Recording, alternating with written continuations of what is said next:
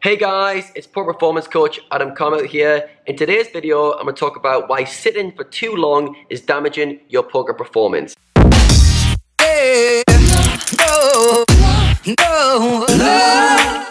Now, poker players are notorious for spending most of their working hours sat down, either at their desk or at the tables grinding. It's not uncommon for poker players to be sat down for 10 to 14 of their waking hours. Now, not only is this bad for the health of your body, but it's also bad for the health and performance of your brain. Sitting means that you're not moving, and being sedentary for too long is shown to have significant long-term health impacts. Now, before I give you some tips on how to fix this, I'm going to delve into the science behind why sitting is so bad for you. A study that recently came out of UCLA reported that people who are more sedentary have thinning in the brain regions linked to memory. It also suggests that reducing the amount of sitting time people do could be a more important intervention than exercise alone. So why does sitting affect brain health in this way? There's a number of potential mechanisms, including the reduction of the birth of new neurons, reduced plasticity, and increased inflammation.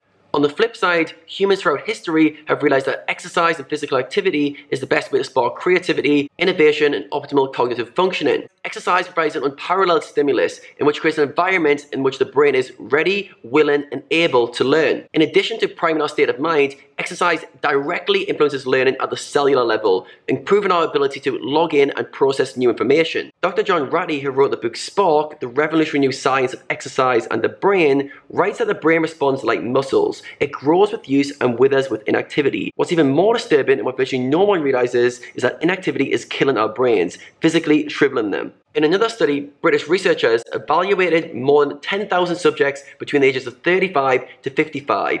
The activity levels were gauged as low, medium, or high. The subjects who were more sedentary were more likely to have poor cognitive performance. Notably, those who had low levels of physical activity also had poor fluid intelligence, the capacity to think logically and solve problems in novel situations. According to Dr. Ratey, physical activity and movement acts like Miracle-Gro for the brain. It doesn't necessarily make us smarter, but it puts us in a heightened state to learn and absorb information. The way it does this, it releases something called brain-derived neurotrophic factor, or BDNF for short, which allows us to make new connections and learn new material. So with all this in mind, and bearing in mind that poker players have to be sat for long periods of time as part of their job, here are 3 action steps that you can take immediately. So the first one is to reduce optimal sitting time in your life. If you don't need to be sitting, try to stand, try to be active. Don't waste extra time sitting when you could be on your feet. Now, for every 1 hour you are sat, you should be moving for 5 minutes. This means that every hour you've been grinding, you need to have a 5-minute break to get active. So I generally would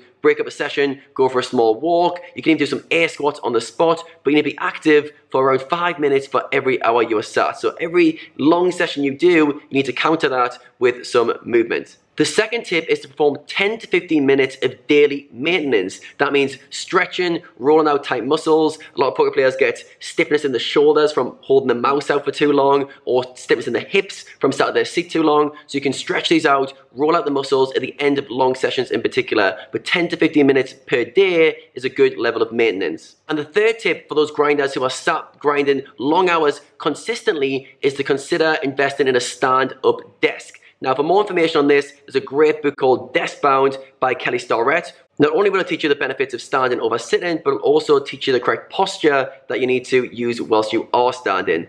So hopefully these tips were useful for you guys. I know as a poker player myself, I sat for way too many hours. And as a result, I did get some shoulder problems at times, and I had really, really tight hips for a long time until I started implementing these changes. Now, they're really simple. It's just about being mindful that you shouldn't be sat for really long periods without having little breaks. You need to be active as much as you possibly can be, and don't sit more than you need to. So if you guys enjoyed this video, you got some value from it, drop me a comment below, or don't forget to subscribe to the channel, and there's going to be plenty more poker content coming from me very soon.